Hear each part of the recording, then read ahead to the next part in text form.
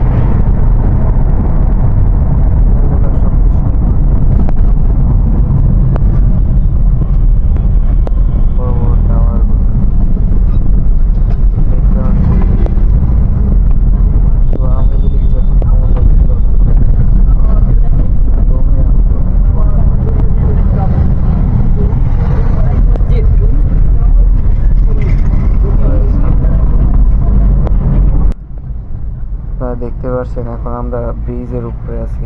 এটা হচ্ছে bus line, আর ডাইনে আছে গড়াই নদী, যা আর বামে আছে ট্রেন লাইন। বাস লাইন আর ট্রেন লাইন মিলে আমাদের কুষ্টিয়ার প্রবেশের রাস্তা।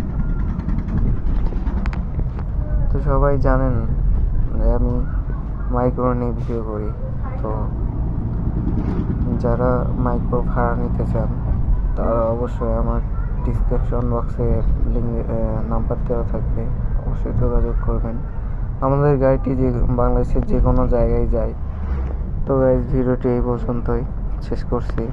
ভিডিওটি ভালো লাগলে অবশ্যই ভিডিওটি একটি লাইক করবেন এবং চ্যানেলটি সাবস্ক্রাইব করবেন। সবাই ভালো থাকবেন, সুস্থ থাকবেন এবং আমার জন্য দোয়া করবেন। সবাই ভালো থাকবেন। আল্লাহ হাফেজ।